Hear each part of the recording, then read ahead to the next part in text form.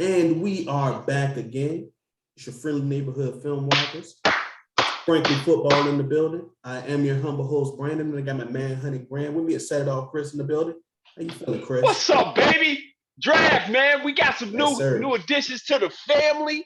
You know, we wasn't happy about everything. You know, if you heard my reaction, you know, Brandon's really the silent assassin with it. He'll hit me on the back end like, what the? See, y'all, if y'all would be privy to my text line to think of the things that Brandon be saying, like, what, who, but we're back. We had a drink. We kind of got a chance to talk this out. Excuse me. And so now we're trying to figure it out, man. 9 new Cowboys, man. 9 members of the family. So we're going to break them down one by one. B, how you feeling, baby?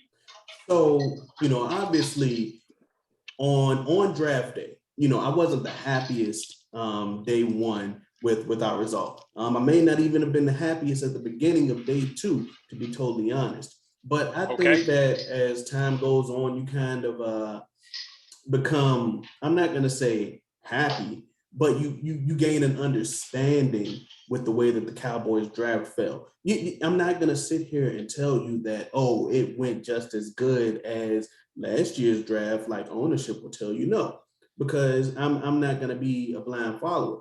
No, but do I think that they're worthy of like that B or maybe B- grade that you would see a lot of the pundits hand out to the team? Sure. I think that that's very fair, because I think that those first 3 rounds, all 3 of those guys, I had a second round grade on. And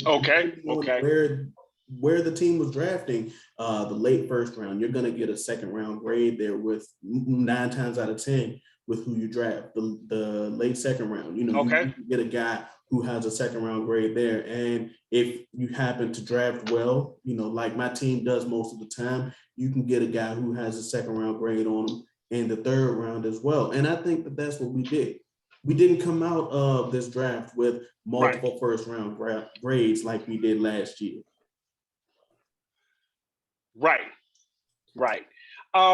I think kudos to what you're saying, how you broke it down. I think when you win games, you draft lower, and then you got to sometimes look at what you project to do later on.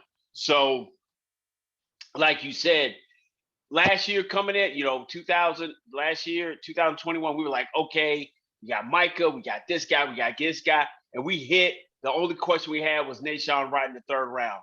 This year, I think it was a switch in philosophy with the kind of players you brought in.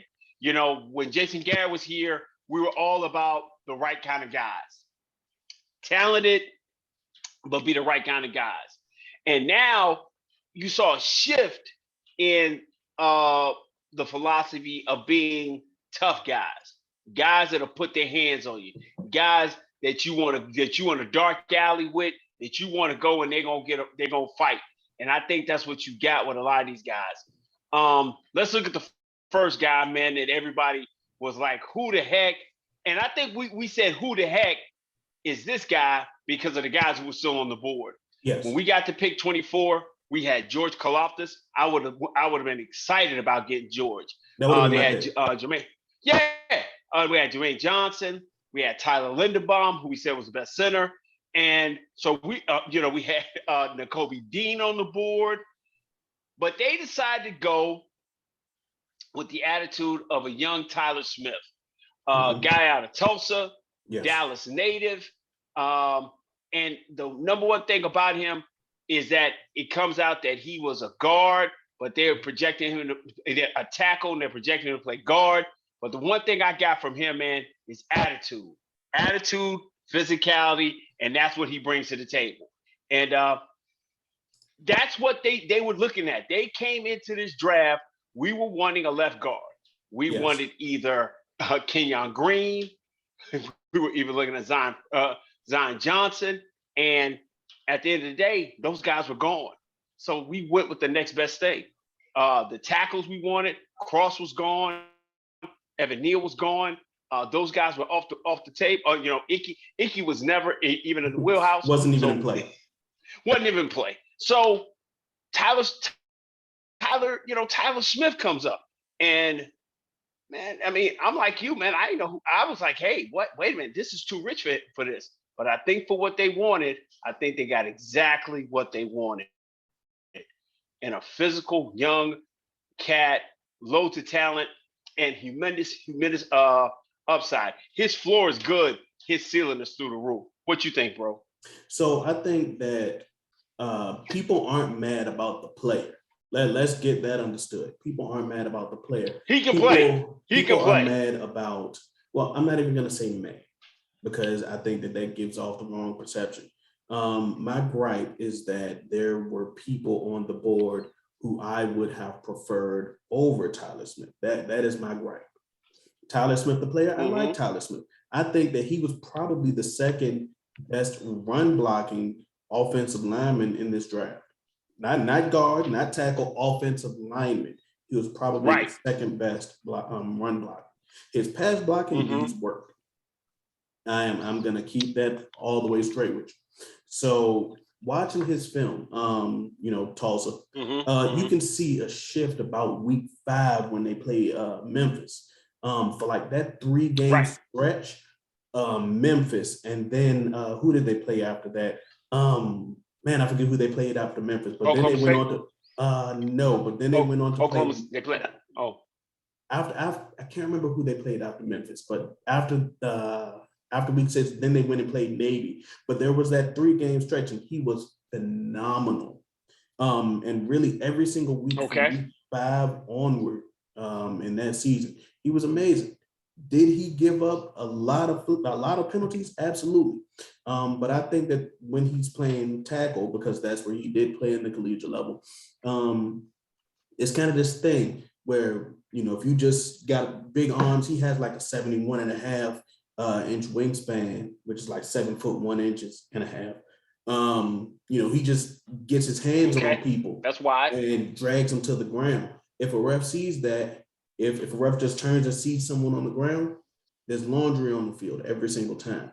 That was the cause of a good portion of his 12 holding calls. Now, I will say that speed just beat him. He has to get better with his feet in order to beat speed, especially if it's going to be coming from some of those interior defensive linemen that are getting paid to do this. But I think that you also got to watch out for him punching a dude after the play is over, because he had 16 flags. 4 of them came from him just punching on dudes, beating up on dudes after the play. And you got to be wary of those type of things. You got to get him disciplined. And with Joe Philbin as your O-line coach, I'm sweating a little bit because discipline ain't necessarily Joe Philbin's strong suit.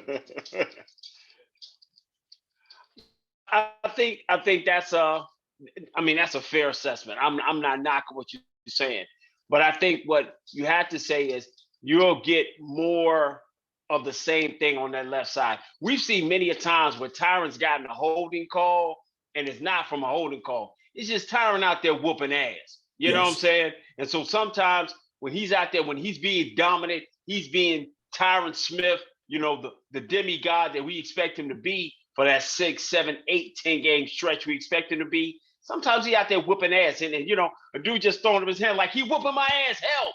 And so that'll get a holding call. And I think that happened a lot with Tyler in college, but he takes it personal. But I think instead of him having to, as his O linemen have said, it's kick, punch, he's on step, punch, sink his hips, and playing guard. That's what you're going to get. And I think you're going to get an excellent guy who's already naturally strong, who's got somewhat good. He's got good feet, not great, but he can get better at his feet.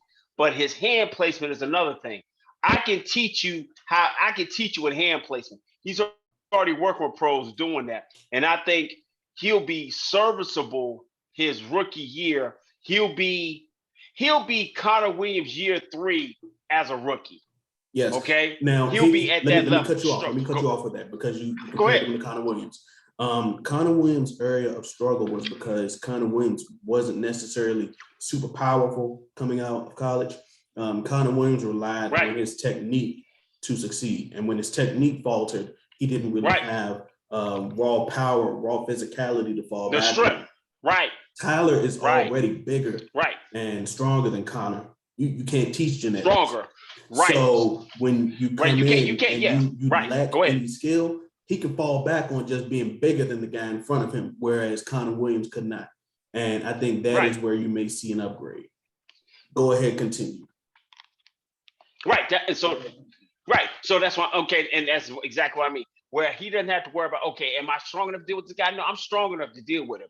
So he's just going to have to deal with the stamina, playing inside, but I think he gets the advantage of veteran Tyron Smith on his left and third-year Tyler Biotish on his right to help him, and that gives a lot of leeway, honestly, for Tyron. Tyron ain't got to be worried about, okay, is this guard about to do some stuff that I'm going to have to worry about? I can worry about working on my technique out here at the left. I ain't got to help as much. The young fella's strong enough. His technique's going to be good enough. And when I pass him, I ain't got to worry about him overpowering this guy. I definitely think that's going to happen. We can remember 3 games this year where we up front got our ass whipped. Yes. The Denver game, we got bullied. The Kansas City game, we got bullied. We got bullied against, we really got kind of bullied against Arizona this year. And last but not least, man, we got bullied by the 49ers. Yeah, yes. By the 49ers. So I think you make a change in the offensive line with doing that. With the new regime we have, with the two Smith dudes on the left, Tyler, Zach Martin, and my man Terrence Steele, and I think that's a definite improvement on the offensive line. So we got our first round guy out the way. Second round pick, left my head scratching. Give it to me, man. All right, so it was Sam Williams out of Mississippi. He plays on the end. He's an edge rusher. Now, Sam Williams, he is a great talent. You may see this thing, this little image floating around on Twitter, where it compares his stats to Aiden Hutchinson. And I saw that. And this is against SEC talent. So, there's that. But the thing about Sam Williams is that caused him to drop was character issues. He was arrested on sexual assault charges in 2020. So that may have been a large area of concern for teams that caused him to drop down. And to be totally honest, he may have dropped down even further if Dallas didn't take him. But okay, he's an athletic freak, man. You can't teach genetics. I think he deadlifted like 800 pounds and ran like a 4.5 40. So the measurables are there, man. The dude is big, fast, strong, and pissed off. But in regards to his skills, what's up here, I think that when he's rushing on the edge, like on the tackle's outside shoulder, that's where he's gonna succeed. You may have seen when Dan Quinn was working with him on the what are those things called? I don't want to say the on the mitts, when he's working with his mitts in his hands. No. It was on the little dummies. It was on the standing up dummies. Yeah, okay, right. And Sam Williams was running around those, and he was running very stiff. Now, because of that, people had the notion, the thought that he was very stiff. I disagree. I think that when he's coming around the edge, he has a good amount of bend in him. He can get low. I'm not gonna say that he has that running at 45-degree angle that Randy Gregory had coming around the edge. No, I don't think there's that. But I think that he has more bend than what the public may think, Okay. So Sam, like you said, Sam Williams is all those things you said in this. The question is this: he had the character issues, he had the situation, it got cleared up. I'm not judging nobody on his past. He just without sin, cast the first stone. If the law ain't got involved with it and they cleared him, that's fine. It's funny how Josh Ball had that same thing last year, and everybody hated Josh Ball. Nobody wanted to talk about Josh Ball, but that's another subject, okay? And that's for another time. My thing with Sam is you got a project in the second round. I don't believe he would have lasted to the third, so you had to pick him early. My problem is, where does he fit on Absolutely. my football team? On Continue. my football team right now, as we live and breathe, you said you were going to pull up the roster because I think about this defensive end situation because of the debacle with Randy Gregory. I already kind of knew what we had. I had my veteran coming back off his back and finally have healthy DeMarcus Lawrence. I had Dorrance Armstrong, who just played the best year of his life in football and just got money. Okay. Mm-hmm. And we know how this organization is. If you pay them, you're going to play them. All right. Then you turn around, you got Dante Fowler, third, Yes. he's a top 5 pick, played on a Super Bowl team, and is a veteran. Okay. You got Chauncey Colston, who you drafted last year, who you expect him to get the magical peanut butter a whole year in the system. He's gonna play. And then you got a Basham, who is not a slouch, high energy guy, a guy who can play. So right now you got Sam Williams. So now in your defensive end room, And you got Carlos 6 Watkins. D. Oh no, Carlos Watkins plays defensive tackle. I'm just talking about D ends. You got 5 D ends in your D end room right now. Okay. Okay. You got 5. So you're sitting there right now as we live and breathe. God willing, nobody get hurt. Who you kicking off the bridge? Who you kicking off the bridge to play a guy who right now is not as good as DeMarcus Lawrence, Dorrance Armstrong, and then you got also situations where you're gonna pass Micah, you're gonna pass rush Micah, and then he's not as good as Fowler, right? And not as good as Basham. So who you kicking off the bridge? Well, see, I'm not gonna get into all of that. I love the question. I'm not gonna go deep Okay. in that wormhole just yet. Oh, okay. Because Okay. I like Okay. it. I like the question. But I think that saves for more content. But I agree that there may be a bit of a position redundancy there. Where he fits in, he's gonna have to earn his spot. That's where I'll say there. But I think that based on where they picked him, I think that he is an elite athletic specimen. I think that he's no question a in that. combination of speed, explosiveness, and strength, and instincts in order to succeed. If you're putting the defensive end together in the science lab, you're pouring everything you put into Sam Williams. Yeah. Except for he's not Plastic Man like that other guy that plays out west. Yeah. I'm gonna give you that. I'm not getting on this. Oh, he's the replacement for. He's a new defensive end. Yeah, so absolutely. He's a good pick. The value for him where he was at, he's probably a 3rd, maybe a 4th rounder. But because you win football games, you got to pick guys early, and that's where you had to pick him there. Absolutely. So you go to the 3rd round. Now this year you don't have multiple 3rd rounds, and you went and got another attitude guy.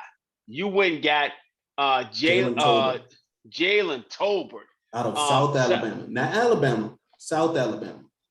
Listen, South Alabama, East Alabama, West Alabama.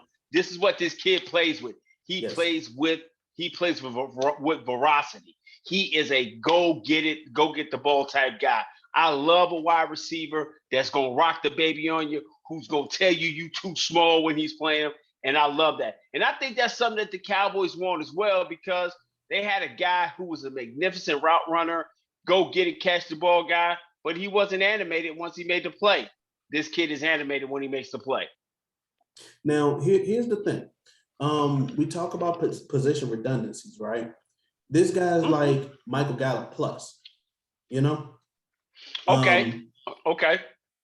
The thing with Jalen Tobert, like you said, I think that he is a great down the field threat. I think that he's a big guy with attitude. When he jumps up and gets the ball after he accelerates, gets a yard or two on the DB, and gets up and gets his tip ball, that he wins on, and just shows that he is better than the competition, which is an area that the pundits thought that may have been a cause for concern. He didn't really play against the best competition, but when he does that, he's going to look you in the eyes and say that I'm better than you. Now, Right. here's the thing that I like about Jalen Tobert. He gives Dak another down the field weapon. He was like 5th in the FBS in deep ball yards. That's what 15 yards plus, I think, is what's considered deep ball, 15 or 20. But he had like 650 yards, 656 yards, I think was the exact amount in deep ball yards. So that ranked 5th in the FBS. So that's amazing. He was the go-to guy in their offense. So regardless of who the competition was, he made food out of it. Yeah. He was a guy who contested catches. If you're on my back, he catches the ball very, very easily. Like it wasn't a fist fight for him to catch it. He didn't catch it with his body. He would pluck the ball, snatch it with his hands. And I think that's a good thing. This thing with Michael Gallup. See, I'm under the belief. I understand medical science is amazing. Yes. I don't expect Michael Gallup to be back until November. I'm not sure why everybody's saying 2 weeks. I don't see him getting back to November. I think he may be playing in games, but I don't think he's 75% Michael Gallup until November. So you walk in day one, you can play with a CeeDee Lamb, a James Washington, and a Jalen Tobert. Yes. Because he can work, he can learn the nuances of the slot, he can work outside. I think for you to get the maximum out of CeeDee Lamb, you got to get him outside one-on-one on the island where he can work on a guy. And so I think this is a great, great pick for the Cowboys and getting a young Jalen Tobert. But you got to also remember a couple years back in the 3rd round, they drafted a young Michael Gallup who was who was not playing in the highest level of competition. But when he played against that competition, he ate. He did work. And I think that's the same thing you get with Jalen Tobert. So with your first 3 picks, go ahead. Here's the thing before we move on. Go ahead. I think that another thing that you want to think about is how this affects the scheme. The big body size, well, I'm going to say big height-wise, because Jalen Tobert, even though he's 6'2", like 195 pounds, he's still kind of built like a stick. And he's like almost 24. So that may be another area of concern. But more content on that to come. But having 2 big body receivers in Tobert and Michael Gallup, that opens up the possibility to move CeeDee Lamb inside and have the ability to play him outside. So that gives flexibility in where they can play CeeDee Lamb. So that is another thing that I was really happy about with the pick. Yeah, I think he can play the X or the Z. He can play either one. Yes. He can play inside, outside. So that's fine. And it doesn't hamstring you because you know how this organization get down when it comes to paying people, man. So yes. It's really a really good situation where if he's able to come and grasp the outside, because we're really poo-pooing James Washington. James Washington can play. Yeah, absolutely. He's not a slouch. I'm not saying that he's a slouch. Yeah. I don't think long term he's the answer, but I definitely think for a year worth of work, he's going to be serviceable and he's going to be a guy that we're going to look at like, that was a good pickup. Will McClay, you did it again. You found another good piece on the outside. Yes. So we got those 3 guys. Now you get into day 3. Yeah, you get into day 3, and I think that's when the Cowboys did their best work. I think they did a lot of depth guys, a lot of future guys, and did a lot of work. The one position that we felt like they should have tackled in free agency and not signed Dalton Schultz to a franchise tag, but they went and did it in the 4th round, and they went and got Jake Ferguson out of Wisconsin. Talk to me about him, Brandon. So here's my philosophy with tight ends in the draft, right? I think that historically tight end has just as much of a success rate in day 1, unless you have, a guy like what was the tight end last year? Dang, man. See, when the draft you talking about Kyle Pitts. Yeah, unless you have a guy like him, tight ends have just as much of a success rate on day 1 as they do in day 3. So I think that you just, pluck one, and if it works, then great. If it doesn't, then okay, you keep going. But, very clearly, the Cowboys have a type at tight end. And Jake Ferguson is that wait a type. minute. Hold on, bro. Don't fly about that. Hey man. Explain the type for me, bro. Talk to me. They want guys who are, decent route runners. They prefer the blockers. Okay. And dependable. Not necessarily stellar. They have not transitioned to the new age of tight end yet. I think that is my best way of describing how the Cowboys feel about tight end. So let's get to that one. So you don't expect him to be a split out guy like a Kyle Pitts or a Travis Kelsey. Of course not. Of course not. Right. But he's a tight end. If he works, great. If you're not, then you take another one next year. But you can take the tight end position has had just as much of a success rate in day one as it has at day three. Two of the best tight ends in the league, Travis Kelsey and George Kittle, are 5th round picks. Right, but both of those guys are polar opposites of each other. Travis is the split out guy who can block relatively well and is a yak machine. Yes. Kittles is a physical specimen. He'll whip you and he can get downfield. Yes. I think what you get with in Dallas, you're getting more of a out the gate, a TJ Hawkinson blocking, Noah Fant type, but he doesn't have the explosiveness of a Kelsey or a Kyle Pitts. I think Jake Ferguson, like you said, checks the blocks off. I think he's a better blocker. I think he's a better blocker than Schultz is right now, and better than and you just told me his name a minute ago, and that's how irrelevant he is. The other tight end we have right now, I don't think he's as good as Sprinkles as a blocker, but I think he's definitely better than Dalton Schultz. I think as a catcher, go ahead. Here's the thing. I think that he is a great blocker. I wouldn't want him going up against like D ends every single play, but I think that he will be punished. Yeah. I think that if you have him go in and chip him and then go on about his business, he'll punish anybody that he's up against. But blocking them for long periods of time, no, absolutely. I would not want him doing that. But chipping the DN, the linebacker, a corner, and then going out on his route, I think that he would be able to punish people because he has a big frame, wide frame. He's tall. He's like 6'6". He's like 250 odd pounds. And yeah, man, he got a chin like a brick. So I think that when it comes to, whoever has to run into him, they're going to be the ones to stumble. So he's a more improved blocker than Dalton Schultz. He's just got to work on his refinement as a pass catcher. So I think in a 2 tight end set, which I think is 12 personnel for the Cowboys, he will be an upgrade in those situations, which is favorable.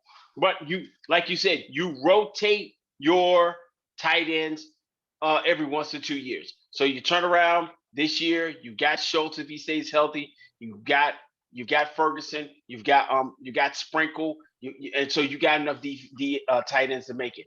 At the end of the year, Dalton goes out and get his money. Boom, check them. Everybody checks up one, draft another one, and keep it moving like that. Keep it moving. That's all you do. Right. You keep the rotation unless you because the Cowboys have a tight, you never have to look at like the athletic, explosive yak guy like an OJ Howard or as painful as anybody. As painful as that statement is. Yeah, you Dallas Goedert, Ertz or something like. You're not going to get that guy. You're going to get your type. So we're going to leave it at that. So now, after you got your 4th round, now you go in the 5th round. Yes. Walk to me these 5th rounds. I think we got 2 guys. We got 3 guys in the 5th round. I think we got 4 guys in the 5th and 1 in the 7th. Okay. 4. Yeah, you got 4 picks in the 5th and 1 in the 7th. Okay. So run down these 5ths. Run down the 5ths one by one. Go with it, bro. So I didn't learn about Matt Waletzko until Fuster King tweeted about him like 2 weeks before the draft. And he knew about him. And this is kind of like secondhand me knowing about this, but he knew about him since like February. Now, I didn't watch Matt Waletzko until after he was drafted by the Cowboys. But All right. the thing that I know is that he is the reason that Terrence Steele should be in the locker room right now. We're recording this at 10 o'clock at night. What? Terrence Steele should be in the locker room right now because I think that Matt Waletzko is genetically more gifted than Terrence. And if Terrence does not continue his progression, then, it's his job to lose. Now, I'm not going to sit here and say that Matt Waletzko is starter caliber material. No, I think that he was drafted to be a swing guy, which is great. But if Terrence Steele does not have, more classified pictures, does not have, he may be, now here we go. He may be the reason that Jerry Jones's baby mama came out of the woodwork. Wait a minute. Hold up, man. I'm not putting that on Terrence. Terrence did the work. Now year one, he had some inside information. But he had to flex a little bit. He had to flex a little bit on him during this offseason, during a particularly bad offseason. He had to flex and show him that he wasn't playing. So he had to pull something out of the folder and he said, I don't think he did. I don't think Terrence had to call. He had to call the Dallas News and tell him what Jerry's hidden kid was. Just to let him know that he won't solve. I don't think he had to go to the vault. I think that kind of fell out some other kind of way. Rich Dalrymple had some stuff on it. So I think and that's a whole nother time and a place and more content down the road. I think Terrence proved that he could play in this league.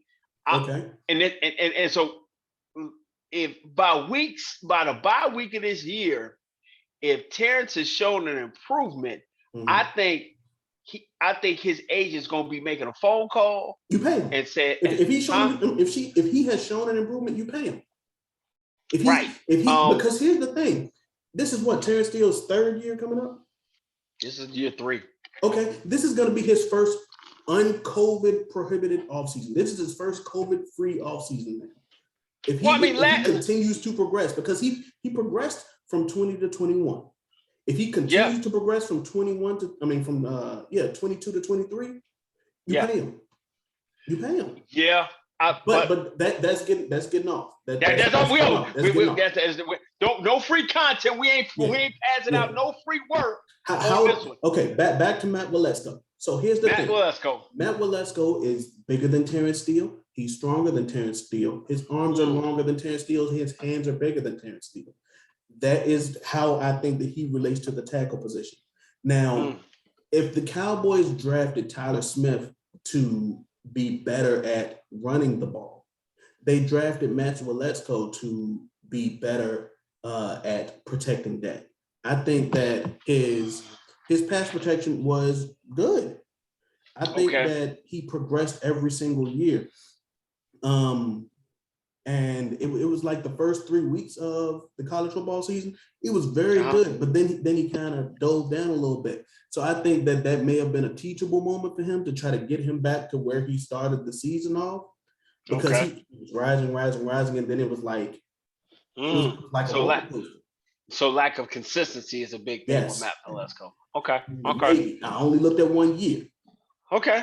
Yeah, I only looked at the 2021 year. I had to scour YouTube for that too. I had to scour YouTube. Okay. All right. Okay. So Matt Waletzko, tackle of the future. That's gonna be some later content. The next guy we got it was Deron Bland, correct? Yes, I think that he is a special teamer. Deron Bland is going to be a special teamer because in the 2 drafts before this, you drafted a lot of defensive backs who I think are very promising. Right. And if you go back a year before that, you got another safety too in Donovan Wilson.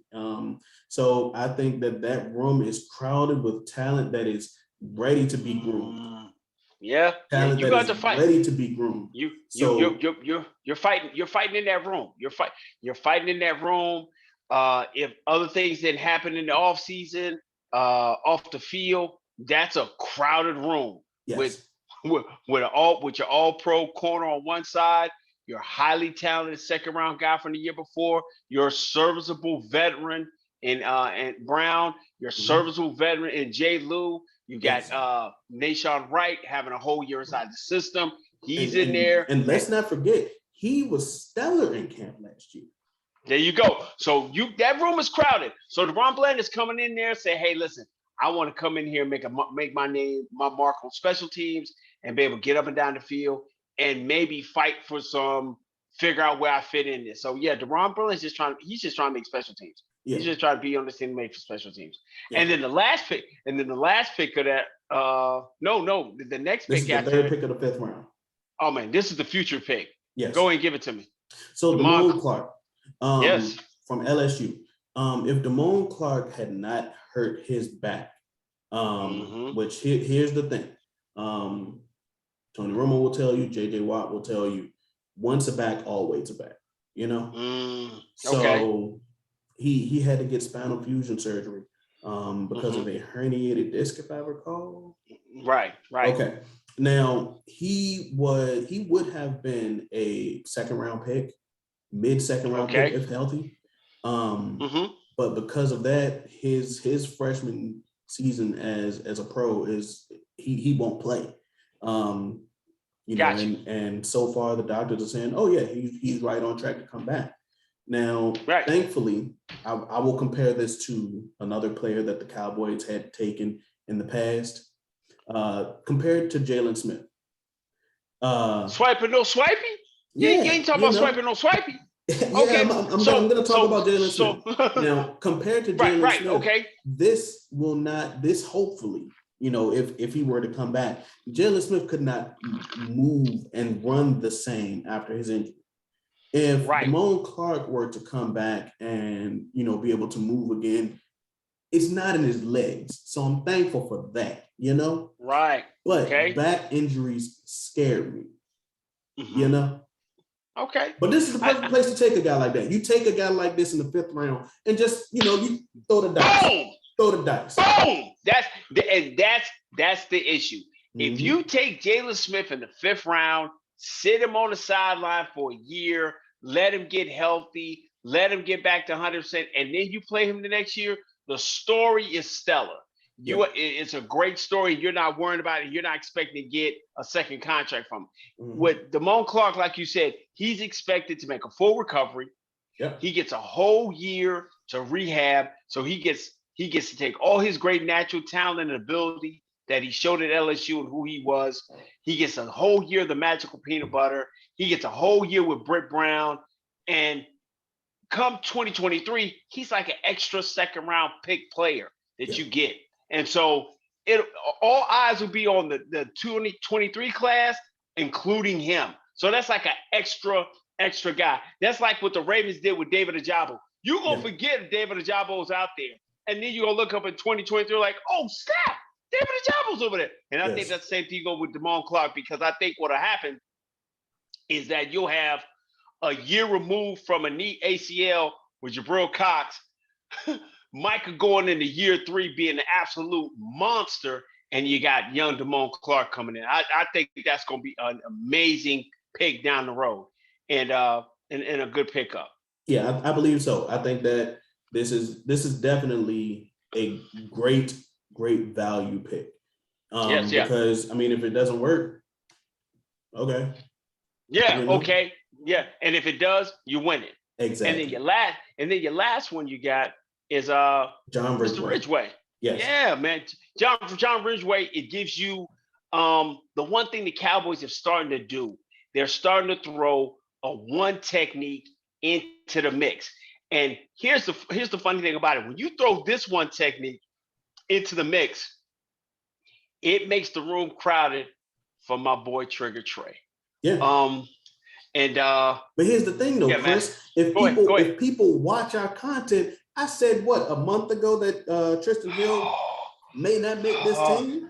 Hey man, listen, man, you've been on my boy Trigger for a minute, man. Okay. You have not liked Tristan Hill since we've been kicking it together. You have wanted Tristan gone. So it's not that I don't like him. It's not that I don't like him. I just think that his time is running short. Yeah, his time is definitely running short in this situation because I think in that room now, when you put John Ridgeway with attitude and a guy who wants to come and be physical, you get Quinn Bohanna a whole year to be inside the system, and now waiting for more consistency with him, and now you get Neville Gallimore back, and you get Osa Odigizua. The odd man in this room right now is Tristan Hill, Yes, barring injury. Yeah, Tristan. Um, yeah, he'll be getting a snap somewhere else. possibly. And yeah, And possibly. and here's the thing about John Ridgeway. He big and he wide, man. He like 6'6", 330. So That's a big man. he can just do that thing where he can just fall forward and just create like a dog pile in the middle. Yeah, And yeah, yeah. if they running the ball and they need like 2 yards, now the running back has to jump over the pile. Yeah. So that's gonna be his benefit to this team is that he can eat up space. He can be a trash can in the middle, you know. Yeah. Yeah. His frame, you know how some guys are 6'6", 300 plus pounds, and their frame isn't necessarily wide. His frame is Right. wide, and that's what I think that the coaches are going to be able to appreciate. But he has to work on his leverage, so Okay. he might try to just flop forward like this when he has to go from under the guy because the low man is going to always win. So that's something that is going to have to be coached. Now, thankfully, we have a great defensive coordinator, and Dan Quinn is going to be able to coach that out of him. He's a D-line guru, so that's gonna hurt. That's gonna help. I think he's your upgrade. He's your upgrade from Brent Urban. He's a younger, more viable, guy than Brent Urban that you have to worry about, the wear and tear. And he's already got the mean streak and he wants to be physical. So those are your 4 fifth rounders. Your last guy, the 7th round guy, talk to me about him. Devin Harper. So our last show that we recorded and uploaded, I said that the thing that I judge the Cowboys on when taking a linebacker is that player good enough to remove Francis Bernard from this team? Listen, man, if you've been rocking with us, Brandon wants to get rid of guys, man. AKA forever in our hearts and always, the great Jeff Heath. Brandon is always looking to get rid of that guy.